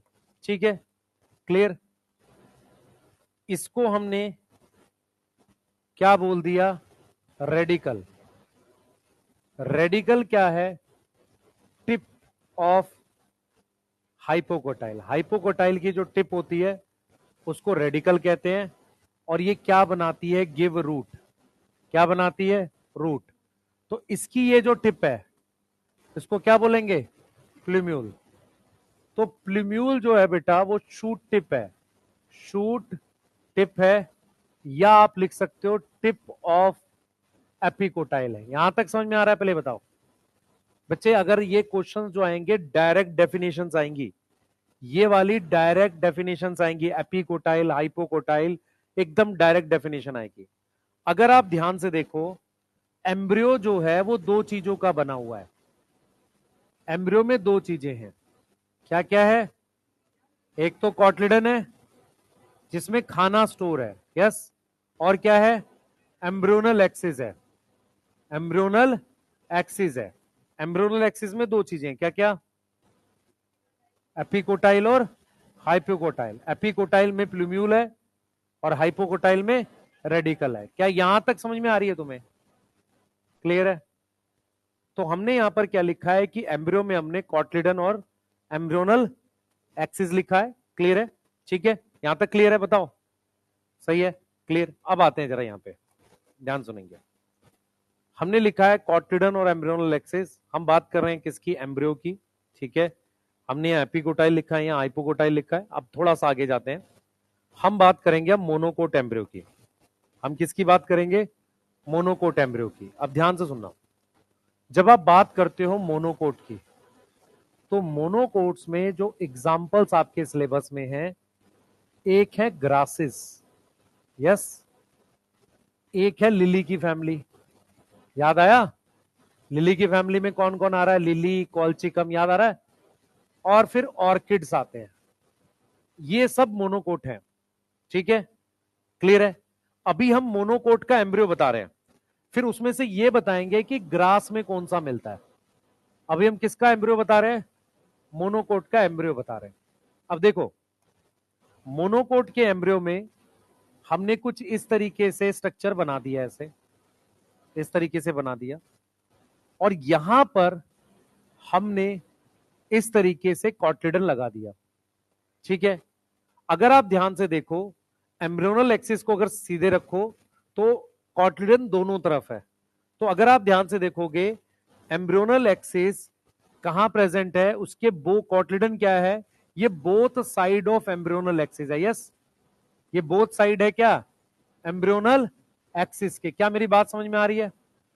अब यहां पर जो मैंने ये बनाया है, यहां पर मैंने ये जो स्ट्रक्चर बनाया है, ये स्ट्रक्चर कॉटलिडन है। अगर आप ध्यान से देखो, ये कॉटलिडन एम्ब्रियो एक्सिस के साइड में है। यस, तो पहला डिफरेंस क्या है, देखो मैं सेंटर में क्यों कह रहा हूं कि अगर मैं इसको एम्ब्रियोनल एक्सिस रखूं तो एक साइड ये कॉटलिडन, दूसरी साइड ये कॉटलिडन है। मेरी बात समझ पा रहे हो? तो सेंटर में एम्ब्रियोनल एक्सिस है, दोनों तरफ कॉटलिडन है। यहां पर क्या है बेटा, कॉटलिडन एक साइड में है। कॉटिलिडन कहां है, एक साइड में। एक साइड में हमारे पास क्या है, कॉटिलिडन है। यहां तक क्लियर है? ठीक, अब आगे चलते हैं। अब यहां पर हम क्या बोल रहे हैं बेटा, ये लेवल मान लो कॉटिलिडन का है यहां पे, तो इसको हमने क्या बोल दिया, एपिकोटाइल। एपिकोटाइल की डेफिनेशन हम ऑलरेडी पढ़ चुके हैं, part of embryonal axis above, कहां गया, above the level of cotyledon. इसको हमने क्या बोल दिया, हाइपोकोटाइल बोल दिया। यस, दिस इज मान लो प्लूम्यूल बोल दिया। अब क्या होता है, ग्रासिस में इस प्लूम्यूल को एक लीफ जैसा स्ट्रक्चर सराउंड करता है। ग्रासिस में, सारे मोनोकोट में नहीं, सारे मोनोकोट में नहीं, ग्रासिस में। तो ग्रासिस में क्या होता है, हमें ग्रासिस में, मैं यहां लिख रहा हूं नोट, हम लिख रहे हैं कि इन ग्रासिस हमारे पास जो एम्ब्रियोनल एक्सिस है, एम्ब्रियोनल एक्सिस है, उसमें एपिकोटाइल को कौन सराउंड करता है, सराउंड बाय कोलियोप्टाइल। यस, कौन सराउंड करता है, कोलियोप्टाइल। एंड हाइपोकोटाइल को कौन सराउंड करता है, कोलियोरिजा। यहां तक समझ में आ रही है? ये मैं ऑलरेडी पढ़ा भी चुका हूं, फिर बता रहा हूं, कोई दिक्कत नहीं है इसमें। अब क्या होता है, इसमें कॉटलिडन को नाम देते हैं स्क्यूटेलम। ये ग्रास फैमिली में होता है, उसको क्या नाम देते हैं, स्क्यूटेलम। स्क्यूटेलम सिर्फ ग्रास फैमिली में नाम है, सारे मोनोकोट में नहीं है। ऑर्किड्स में नहीं बोलते, उसमें तो सॉरी, ऑर्किड्स में नहीं बोलते, लिली में नहीं बोलते। मेरी बात समझ में आ रहा है? तो स्क्यूटेलम कॉटलिडन का नाम है किसमें, ग्रास फैमिली में। किसमें, ग्रासेस में। अब देखो इधर देखो, ये मेरे पास हो गया कोलियोप्टाइल। तो एनसीईआरटी कहती है कि कोलियोप्टाइल होलो लीफ जैसा स्ट्रक्चर है, होलो अनडिफरेंशिएटेड। अभी लीफ तो बनेगी नहीं, तो होलो अनडिफरेंशिएटेड लीफ लाइक स्ट्रक्चर है। कैसा है, लीफ लाइक स्ट्रक्चर है। यहां तक कोई डाउट है, बताओ? नहीं। अब यहां पर ये रेडिकल है, रेडिकल के सराउंडिंग में रूट कैप होती है। ये यहां क्या है, ये रूट कैप, इसको सराउंड करता है कौन, कोलियोरिजा। तो यहां पर तो ये कह रहा है लीफ जैसा स्ट्रक्चर है, होलो अनडिफरेंशिएटेड लीफ लाइक स्ट्रक्चर। ठीक है, ये कह रहा है कि अनडिफरेंशिएटेड शीथ है। क्या है, अनडिफरेंशिएटेड क्या है, शीथ। शीथ मतलब कवर, किसके around, around radical, around radical. क्या मेरी बात समझ में आ रही है? ये भी ग्रासेस में। तो क्या तीन स्ट्रक्चर ग्रासेस में है, क्या क्या तीन स्ट्रक्चर ग्रासेस में है, देखो, प्रेजेंट इन ग्रासेस क्या क्या है, स्क्यूटेलम, यस, कोलियोप्टाइल, है ना, यस, समझ में आ रहा है, कोलियोप्टाइल, कोलियोरिजा, और यहां हम लिख रहे हैं ऑल। समझ में आ रहा है? अब इधर देखो, डायग्राम देखो, इससे आइडिया आपको और मिलेगा, इस डायग्राम से आइडिया और मिलेगा। ये सीड के डायग्राम है। अगर आप सीड के डायग्राम में जाओगे तो आपको क्या दिखेगा, समझो, चार सीड दे रखे हैं। अब ये चारों सीड किस किस के, थोड़ा सा इस पे दिमाग लगाते हैं। सबसे पहला सीड पी का है, पी मटर। तो जो पी का सीड है तो फेबेसी हो गई। ये कैसा होगा? Non endosperms. यस, है ना? तो इसमें कॉटिडन दे रखा है, एंडोस्पर्म नहीं है। ये वाला सीड कैस्टर है, कैस्टर। तो कैस्टर में एंडोस्पर्म दिख रहा है सबको। ये नीचे एक स्ट्रक्चर होता है, इसको कैरनकल कहते हैं। अब रोल एज एज सच नहीं करना आपने, इसको कहते हैं कैरनकल, नीचे जो बना हुआ है। ठीक है, ये है हमारे पास अनियन का सीड। अनियन मोनोकोट है। अब एक बात ध्यान से देखो, यहां पर इन्होंने वर्ड यूज किया है कॉटलिडन। ये मेज है, मेज भी मोनोकोट है बट ग्रासेस है। तो यहां पर इन्होंने क्या वर्ड यूज किया है? स्क्यूटेलम। दिख रहा है सबको? फर्क समझ में आ रहा है? तो उसने अनियन में क्या यूज किया है? कॉटलिडन। सही है। और ग्रास में क्या यूज किया है? स्क्यूटेलम। समझ में आ रहा है? ये चार सीड किसके किसके? वो पी का है, ये कैस्टर का है, अनियन का है, मेज का है। क्लियर है? तो किसके अंदर कहते हैं ये सब वर्ड? ये वाला वर्ड किसके अंदर बोलते हैं बेटा? ग्रासिस के अंदर। किसके अंदर बोलते हैं? ग्रासिस के अंदर। यहां तक समझ में आ रही है? जल्दी बताओ। हाँ, कोलियोप्टाइल, कोलियोरिजा, स्क्यूटेलम, ये तीनों वर्ड किसके लिए है? ग्रासिस के लिए। हाँ बेटा।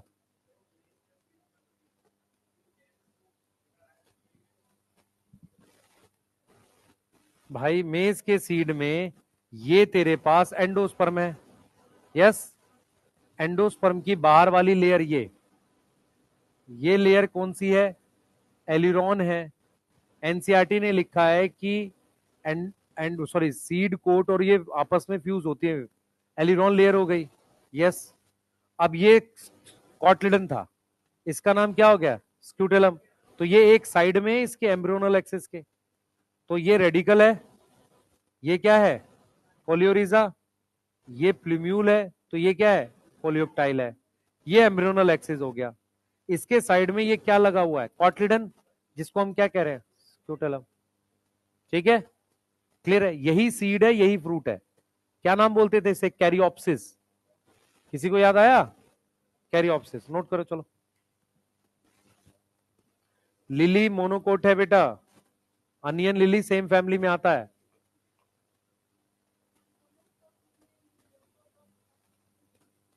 लेवल ऑफ कॉटिलिडन नहीं होता है? होता है। क्या तेज बोल बेटा। बेटा लिली, अनियन, बाकी मोनोकोट में कॉटिलिडन कॉटिलिडन ही है। मेज में उसका नाम बदल के क्या कर दिया गया? स्क्यूटेलम। तो मेज में नहीं, ग्रास फैमिली में। ग्रास फैमिली में कौन आएगा? वीट आएगा। सही है, राइस आ जाएगा, बार्ले आ जाएगा। उसमें शुगर केन, उनके उनके बीजों में क्या है? स्क्यूटेलम नाम है। सही है। तो मोनोकोट में एक कॉटिलिडन होता है, साइड में होता है। ग्रास में उस कॉटिलिडन का नाम क्या है? स्क्यूटेलम। ये पढ़ रहे हो? ठीक है। तो अगर मैं कह रहा हूं कि मोनोकोट तो कई होते हैं ना, ग्रासिस जो है उसमें हम ये वर्ड यूज करते हैं स्क्यूटेलम वगैरह। ठीक है बेटा, मान ले मैंने यहां अटैच किया, यहां, तो इसको लेवल मान ले, क्योंकि तेरी एनसीईआरटी में क्लियर डायग्राम नहीं है इसके, इसका डायग्राम बहुत अनक्लियर सा बना हुआ है। हाँ, तो हमने बस समझाने के लिए इसको बनाया ताकि आपको ये एम्ब्रियोनल एक्सिस दिख जाए। ये कॉट, अच्छा, एक छोटा सा हिस्सा होता है जो डेवलप नहीं करा कॉटलिडन का, उसे एपीब्लास्ट कहते हैं। तो एपीब्लास्ट क्या होता है? रेमनेंट। रेमनेंट का मतलब होता है बच गया, कॉटलिडन का बचा हुआ हिस्सा, उसको हम क्या बोलते हैं? एपीब्लास्ट। मतलब डेवलप हो रहा था, डेवलप नहीं हो पाया। रेमनेंट मतलब बच गया। ठीक है भाई, देखो मेरी बात सुनो, कॉटलिडन दो नहीं एक होते हैं, और वो साइड में होता है। दूसरा बनना चालू हुआ था, हमने कहा ना इनिशियल स्टेज एम्ब्रियो डेवलपमेंट की सेम होती है। तो शुरुआत में बनना चालू हुआ, फिर वो नहीं बना, ठीक है, रुक गया। उसका नाम क्या है? एपीब्लास्ट। क्या नाम है? एपीब्लास्ट। ठीक है, क्लियर? बनाइए। जल्दी करिएगा बेटा थोड़ा सा, सीड बताना है आपको।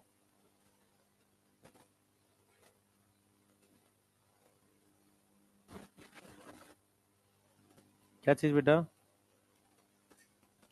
दोबारा बोल। रूट कैप के, ये रेडिकल है, ये पूरा हाइपोकोटाइल है, ये रूट कैप है।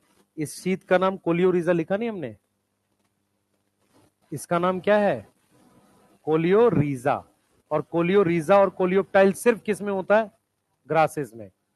ये ठीक है बेटा, नोट करिए जल्दी से।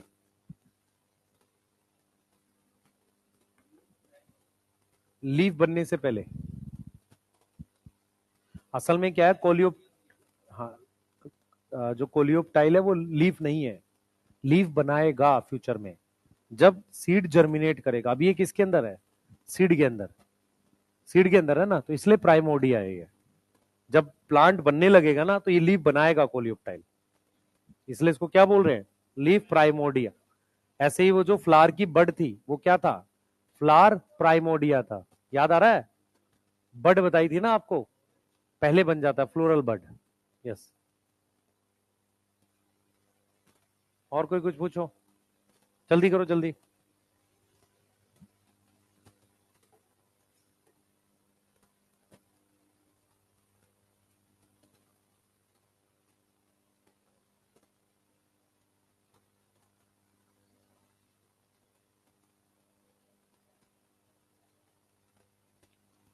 है, पहले डाइकोट आए थे या मोनोकोट आए थे, ज्यादा एडवांस जो है हमारे पास मोनोकोट को मानते हैं। हाँ, हाँ, बनना चाहिए, ज्यादा एडवांस हम मोनोकोट को मानते हैं। ठीक है, ये क्वेश्चंस क्या है, ये फैमिली वाइज भी है ना, एवोल्यूशन बेस्ड क्वेश्चन। ठीक है, नेक्स्ट करो आगे चलो। जिन्होंने लिख लिया कृपया करके एक एनसीईआरटी जैसी चीज होती है पढ़ो उसे। अच्छा नहीं लग रहा तुझे मोनोकोटेड, तुम्हें पढ़ाया कहां पर ये टॉपिक, सिलेबस में ही नहीं है तुम्हारे, तो क्यों दुखी हो रहे हो, उससे कोई मतलब नहीं। असल में क्या होता है कि कुछ चीजों में ऐसा लगता है ये ठीक होगा, है ना, हाँ, नहीं करना उसको। एनसीईआरटी पढ़ो जल्दी फास्ट। हाँ बेटा, जल्दी बोल। है, मेरा एवोल्यूशन वाला लेक्चर कहां से आ गया,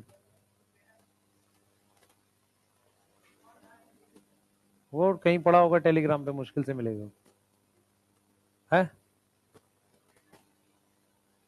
यूट्यूब पे नहीं होगा बहुत पुराना है वो तो, मेरे चैनल पे है। अच्छा कहीं और मैसेज डाल, मेरे पास सारे पड़े हैं पर मैंने, हाँ क्यों, वो लोग इंसान नहीं है। हाँ, हाँ, मैं क्या था, मैं जिस ऑफलाइन कोचिंग में पढ़ाता था उस समय अन अकेडमी जब स्टार्ट हुआ था, तो वो लोग क्या करते थे, ऑफलाइन टीचर्स को बोलते थे आप हमारे यहाँ पढ़ाइए, तो हम लोग तो पढ़ाते नहीं थे। तो मैं जिस ऑफलाइन कोचिंग के साथ पढ़ाता था उनका एक टाई अप हुआ था उनके साथ एज अ टीम, तो उसमें मुझे बायो का कोई एक लेक्चर कभी कभी पढ़ाने को मिलता था। हाँ, तो मैं कभी यूट्यूब पे उनकी तरफ से नहीं पढ़ाया, ऐप के अंदर एक या वीक में एक लेक्चर या दो लेक्चर होते थे उनमें। और मैं जब कंपैरिजन करता हूँ, देखो क्या होता है कि लोगों को चीजें समझ नहीं आती बहुत आसानी से।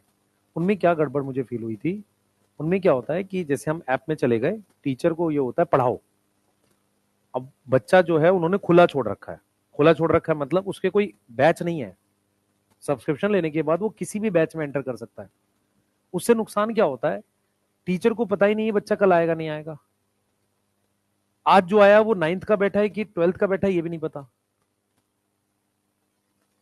समझ। तो जब ये प्रॉब्लम हमने देखी, तो हमने जब वहां पर बैच बनाए, तो सबसे पहला प्लानर कैसे हुआ था, कहानी यही है, और ये रियल कहानी है ना, इसलिए मैं बोलता हूं कि हम ज्यादा बोले नहीं, जब हो तो आमने सामने डिबेट कर लें, बेस्ट तरीका है। ठीक है, हाँ वो कभी होगा नहीं। तो क्या हुआ था, कैसे हुआ था, मैं अपना क्रैश कोर्स चालू करने वाला था, कोविड लगा हुआ था। तो मैंने उसका एक प्लानर बनाया, इतने दिन में ये चैप्टर खत्म होगा, इसका ये टेस्ट इस दिन होगा, ठीक है। वो प्लानर मैंने भेजा कि सर आप लोग बताइए करना है आपके साथ, मुझे पता भी नहीं था कौन है, मुझे तो सिर्फ बात हुई थी उनसे, दूसरे सर जो थे, उन्होंने बोला कि सर एक क्रैश कोर्स आपको पढ़ाना है, इतने पैसे मिलेंगे। मैंने कहा कितनी दूर है, मेरे घर से 3-4 किलोमीटर था, ठीक है, मैं घर से ज्यादा दूर नहीं जाता हूँ। तो उनको एक प्लानर भेजा, उनको प्लानर समझ में आया काफी, तो उन्होंने कहा कि सर आप पढ़ाओ मत, है ना, किसी और को देते हैं, आप देखना बैच कैसे चलेगा। मैं कहा अच्छा ठीक है। तो क्या हुआ, उनके दूसरे टीचर थोड़ा लेट आए, जैसे होता है ना 15 दिन बाद ज्वाइन करेंगे, ठीक है।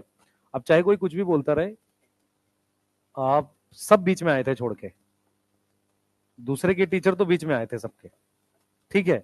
और मैं उस वक्त कैसे पढ़ा रहा था, ऑफलाइन कोचिंग अपनी जहाँ पे जॉब करता था वो छोड़ चुका था, मेरी अपनी पर्सनल कोचिंग थी, वो खोली थी मैंने, पर उसमें एक दिन क्लास हुई थी, एक ही दिन क्लास हुई थी बस, मैं उनको जूम पे पढ़ाता था, ठीक है। तो मैं किसी के साथ फुल टाइम काम कर ही नहीं रहा था, उस जस्ट एक दिन, मतलब कुछ महीने पहले मैंने जॉब्स वगैरह छोड़ी थी, क्यों, क्योंकि मुझे अपनी कोचिंग डेवलप करनी थी। जैसे ही मैंने अपनी जॉब छोड़ के नवंबर के आस, मैंने जॉब छोड़ दी थी जुलाई में, ठीक है, नारायणा में था मैं पहले, कोविड से पहले बता रहा हूँ मैं, 2019 में मैंने जॉब छोड़ी, क्योंकि जब आपको अगर अपनी कोचिंग खोलनी है 1 साल पहले छोड़ना है, बिल्डिंग बनवाना पड़ता है ना, वैसे थोड़ी कि रातों रात हो जाएगा, ऐसा नहीं होता, ठीक है। तो वो किया, फिर हमने 19 में उसको, अपना कोचिंग के लिए जॉब छोड़ी थी मैंने जुलाई या अगस्त में, ठीक है, और नारायणा छोड़ दिया था। फिर उसके बाद मैंने पार्ट टाइम पढ़ाना शुरू किया कि हाँ थोड़ा पैसा और इकट्ठा करना है। फिर नारायणा से दोबारा फोन आया कि सर ये बच्चे मान ही नहीं रहे, 12th और ड्रॉपर, ये आप ही को पढ़ाने पड़ेंगे। बच्चों ने कम से कम 1-1.5 महीना प्रोटेस्ट किया। उसी समय मैंने अपने चैनल पे कुछ कंटेंट डाला था उन बच्चों के लिए, मैं उनको सब करा के आ गया था। मेन क्या होता है 12th में, सबसे इंपॉर्टेंट होती है जेनेटिक्स, जेनेटिक्स खत्म, लगभग खत्म थी, मैं वहां से तब आ गया था, क्योंकि मैंने 12th का पहला चैप्टर करा दिया, sexual reproduction flowering plant, ecology नहीं कराई थी, वो करा दिया, तो मैंने वहां उस वक्त छोड़ा था। तो उन्होंने, बच्चे परेशान थे, तो इसलिए मेरे वाले पे चैनल पे सबसे पहला टॉपिक ह्यूमन जीनोम प्रोजेक्ट पड़ा हुआ है। वो उसी, आप ईयर देखोगे तो अगस्त अगस्त के सितंबर के आसपास का पड़ा होगा, वो 2019 का होगा। फिर मैं जब आ गया छोड़ के सारा, तो उन्होंने बोला सर पढ़ा दो, तो मैंने उनको ये बोला कि मैं पार्ट टाइम आपके साथ जॉब नहीं कर सकता, मैं 3 घंटे के लिए आऊंगा, एक ड्रॉपर है, एक 12th पढ़ा दूंगा आपका, 11th नहीं पढ़ाऊंगा, नहीं तो अगले साल फिर पढ़ाना पड़ेगा आपके यहाँ, ठीक है, क्योंकि 11th के बच्चे को कुछ समझ नहीं आती, अगले साल समझ आती है, 12th 11th टीचर ने ठीक पढ़ाया, 1 साल के बाद, ये जेन्युइन चीज है, उसको कुछ नहीं पता चलता, वो बहुत बेवकूफ होता है 11th वाला बच्चा। तो हमने वो कर दिया। उसके बाद फिर 12th जब अगले साल चालू की कोचिंग, और उनको छोड़ा मैंने छोड़ा उनको 10 मार्च को, कि भाई अब मेरा सिलेबस हो गया, ड्रॉपर का भी खत्म हो गया, 12th का भी सारा रिवीजन करा दी। 21 मार्च को लॉकडाउन लगा था, मुझे याद है एग्जैक्ट, 10 दिन बाद लॉकडाउन लग गया था। उनका मेरे पास फिर फोन आता है कि सर आपके पास पेन टाइप वगैरह तो है, आपने अनअकैडमी पढ़ाया था, तो कुछ दिन और पढ़ा दो हमारे यहाँ। मैं कहा ठीक है, पार्ट टाइम ही पढ़ाऊंगा।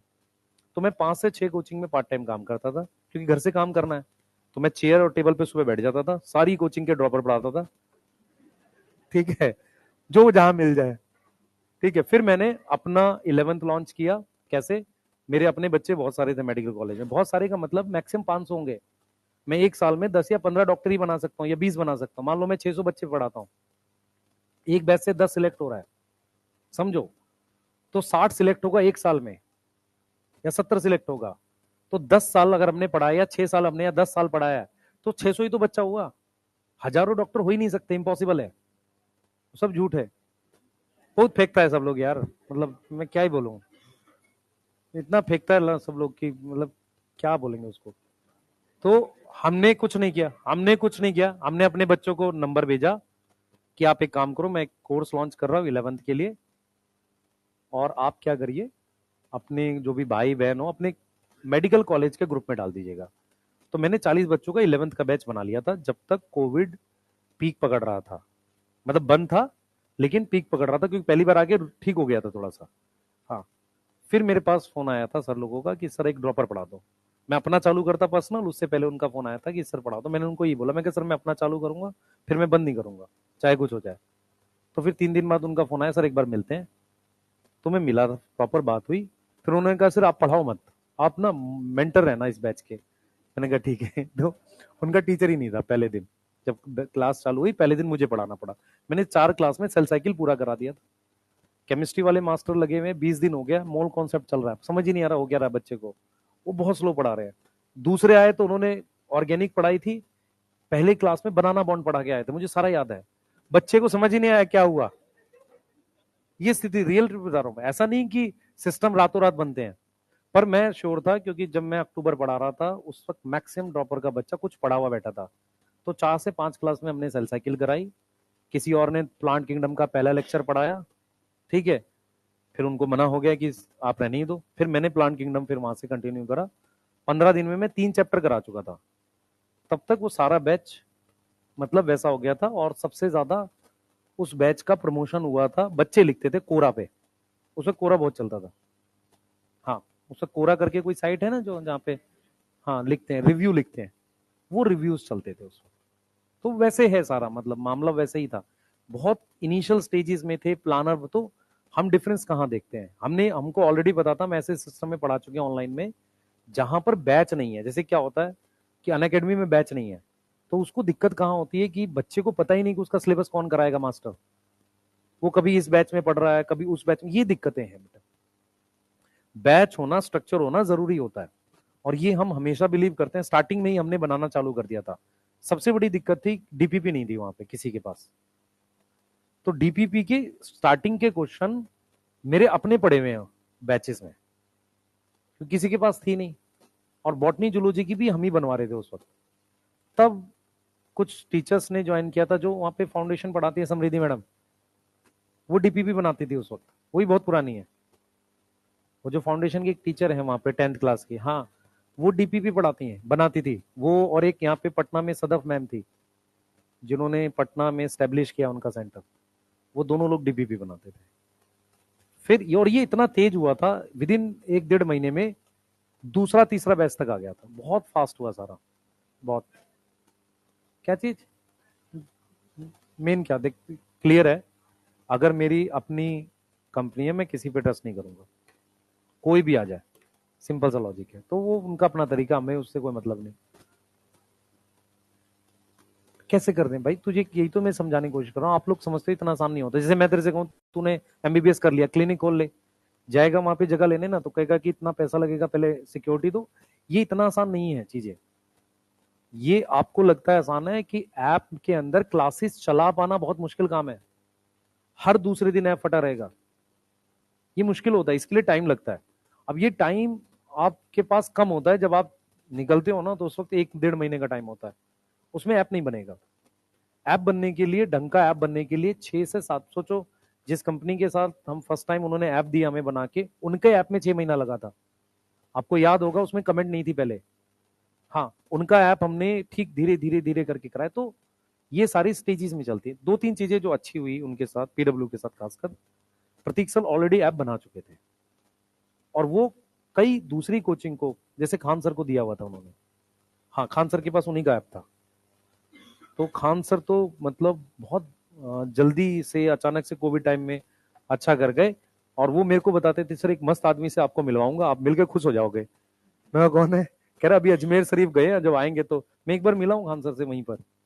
तो मतलब एकदम नॉर्मल बात करते। जब उनका एक केस चल रहा था, आपको याद होगा कि वो हिंदू है कि मुस्लिम है ना, वो कह रहे यार मेरे आधार कार्ड देख लो। भाई इतना बेवकूफ लोग है कि भाई नहीं नहीं, उसमें मेन क्या इशू है कि भाई जब भी कोई आदमी अपने डॉक्यूमेंट तो ओरिजिनल सबमिट करता होगा ना आधार पेन में, कह रहे वहां से देख लो ये खमा का लगे हुए हैं। तो वो मतलब सीधी बात करते हैं, ऐसा नहीं। तो वो उन्होंने फिर अपने अलग कर लिया सारा ऐप बाद में, लेकिन टाइम लगता है। तो ये चीजें हमने बहुत पास से देखी हैं, तो इसलिए ये सब चलता रहता है। कॉन्ट्रोवर्सी और ये सब सही है, मस्त चलता रहता है हम लोग का। नहीं, वो चलता रहेगा। क्या चीज नहीं, आपका हमारा का मतलब क्या होगा, देख कैसे होगा मैं बताता हूँ। ऐप नहीं बना पाएंगे, देख क्या होगा, सबसे पहले क्या करना पड़ेगा, कंपनी रजिस्टर करनी है, 2 महीना चाहिए। फिर ऐप बनाना है, 6 महीना चाहिए। तो साल भर हम क्या करेंगे फिर वहीं जॉब करते रहेंगे। देख, लास्ट हमें क्या रहता है, हम बीच में नहीं छोड़ सकते थे, ठीक है। वो प्रॉब्लम्स बहुत पहले से, कोई नहीं छोड़ सकता बीच में, मतलब हम लोग तो खासकर। जैसे मैंने क्या किया था मैं आपको बताता हूँ। मैं अकेला टीचर था। कौन? तो यार मैं कह रहा हूँ हम लोग बीच में, तू बात क्यों नहीं समझ रहा है? तू समझ इस बात को। मैं वही कह रहा हूँ, तो हम लोग अपनी बात कर रहे हैं सिर्फ। हम लोगों ने, मैं अकेला टीचर ऐसा था जो 11th का बैच पढ़ाता था अपना अलग, उनके बैच के साथ। मतलब मैं क्या करता था, जो तुम्हारा एक बैच चलता था अर्जुना, वो 4 से 6 अगर मैं पढ़ाता था तो मैं 6 से 8 अपना पर्सनल पढ़ाता था, क्योंकि 11th के बच्चे को मैंने बीच में नहीं छोड़ा था। ठीक है, वो मैं बता रहा हूँ तुझे, क्योंकि मैंने जो बच्चे ले लिए थे मैंने 2 साल उनको पढ़ाया है पूरा। 11th 12th दोनों पढ़ाई है। उसमें से एक बच्ची ड्रॉपर में लास्ट ईयर लेडी आर्डिंग में हुई है। उसका मैसेज आया था कि सर मैंने आपसे 11th पढ़ा था। तो मैं उनको जूम में पढ़ाता था। एक तरफ मैं पढ़ा रहा हूँ 1 लाख के आसपास बच्चा, दूसरी तरफ मैं 40 बच्चे जूम में पढ़ा रहा हूँ। वो सिर्फ इसलिए कि मैंने उनको ले लिया, और कोई रीजन नहीं है। और तुम सोचो कि उस वक्त कितना प्रेशर रहता होगा, सर इनको बंद करो ना, आप क्यों परेशान हो रहे हो, इतना पैसा तो हम आपको बड़े आराम से दे देंगे। बात वहां पर उसकी थी ही नहीं। और इसी पे पहली पहली बार हमारा वो हुआ था। मतलब पहली बार जो प्रॉपर था कि मैंने बोला सर मैं अपना बैच नहीं छोड़ूंगा, चाहे आप आज रिजाइन करवा लो कल करवा लो। तो मतलब क्या होता है, कहीं कहीं पे हम डिसएग्री है तो है, उसमें कोई वो नहीं है। क्योंकि क्या होगा कि वो बच्चा जो हमने 11th में ले लिया, उसके पेरेंट्स का आया कि सर आप जूम पे ही पढ़ा दो, भले ही खुल गया है, आप जूम पे ही पढ़ा दो 12th। तो मैंने 12th पढ़ाई उन बच्चों को। हाँ, उसके बाद मैंने बंद कर दिया सारा। जिस साल तीसरा साल था, हमने 2021-22 में शायद बंद कर दिया फिर अपना। तो ये तो पता ही नहीं किसी को कि मैं अपना पर्सनल पढ़ाता था। मैं 5 क्लासेस उनकी पढ़ाता था तो 2 अपनी पढ़ाता था। मैं 7 क्लास पढ़ा रहा था एक दिन में, ऑनलाइन की बता रहा हूँ। टीचर मैक्सिमम 2 पढ़ाते हैं, तुम देखो किसके पास 2 से ज्यादा बैच है ना? तो वो चीज है, तो वो जाने दो। ठीक है, मैं सिर्फ आपको ये समझा रहा हूँ, अभी टाइम है अपना, पढ़ो, कोई दिक्कत नहीं, कल करते हैं इसको, छोड़ दो। ठीक है, हाँ।